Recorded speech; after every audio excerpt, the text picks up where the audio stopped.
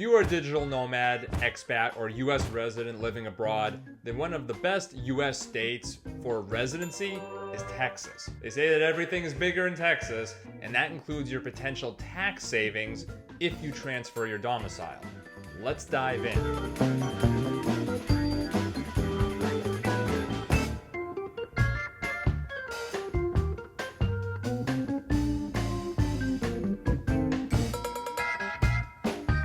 Today we'll guide you through the ins and outs of Texas residency, what it is, how to get it, and how it compares to other popular options for residency. First, we'll start with the idea of a domicile. What does that mean? Your domicile is your legal home. It's the place that you're tied to for tax, voting, and legal purposes. Unlike a temporary residence, your domicile is the place that you intend to return, even if you spend most of your time living abroad or on the move. Now, if you don't establish a new domicile before moving abroad, then your previous state may continue to try to claim you for tax purposes. Many nomads and expats make this mistake, and they end up spending thousands of dollars unnecessarily. The good news is that you can actually choose a new domicile. In states like Texas, where there's no state income tax, this move could save you between 5 and 20% of your income every single year. Although Savvy Nomad recommends Florida as the best choice overall for residency, Texas is another great option. Some of the state's financial benefits include no state income tax, no estate or inheritance tax, and no capital gains tax. Texas also charges a lower sales tax rate than other states.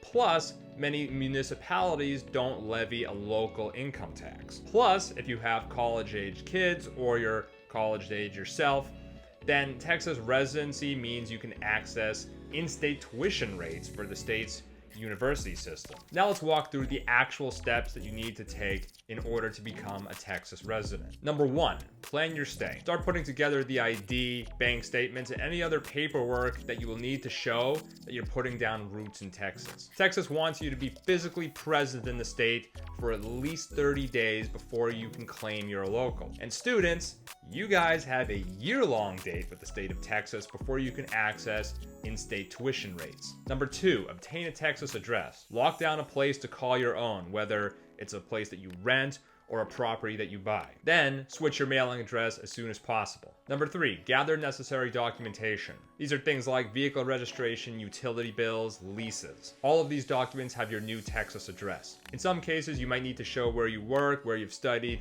or where you've paid taxes to make a stronger case for Texas residency. Number 4, visit the Department of Public Safety. Head to the nearest DPS office and apply for that critical Texas driver's license or state ID card. Number 5, register to vote in Texas. Number 6, register a vehicle in the state if you have one. Number 7, file IRS Form 8822. This officially notifies the IRS of your change of address and also helps keep things consistent across your state and federal taxes. Number 8, update your address with relevant entities. Tell your bank, your job, or anyone else who needs to send you mail that Texas is your new official address. Now, once you've gone through the process of establishing a domicile in Texas, it's important to stay compliant. To keep your Texas residency in good standing, make sure you follow these steps. Number 1, stay in Texas or stay abroad.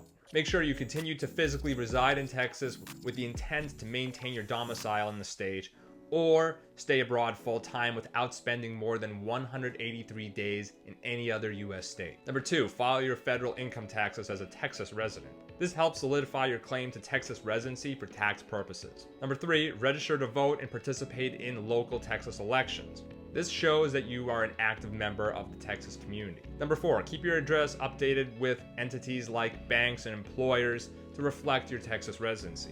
Number 5, maintain records of your residency, including proof of domicile and employment. This means keep those utility bills, lease agreements, and employment contracts. Now, when it comes to choosing a domicile for tax benefits, Florida and South Dakota are often mentioned alongside Texas. Here's a side-by-side comparison to help give you a clearer picture. The good news is that none of these states charge state income tax. That's a win for freelancers, remote workers, small business owners, pretty much anyone in fact. All 3 states are also totally hands-off with your investment earnings. Capital gains are only taxed at the federal level, not the state level. However, Texas and South Dakota impose more residency requirements compared with Florida. In Texas, you'll need to get a Texas address, ID, and voter registration. If you have a car, Texas also requires a vehicle inspection, which can be kind of a hassle if you live abroad or you're always on the move. In South Dakota, you'll need a South Dakota address, and you'll need to spend at least one night in the state, whether that's a hotel or a campground. But when it comes to voter registration, you will need an actual residential address and not a personal mailbox. A personal mailbox also cannot be used for payroll purposes, which is a bit of a non-starter if you are a W-2 employee. Florida, on the other hand, skips all of that registration and inspection hassle. Savvy Nomad can also help you obtain a residential address that you can use for that crucial state ID and for vehicle registration in Florida.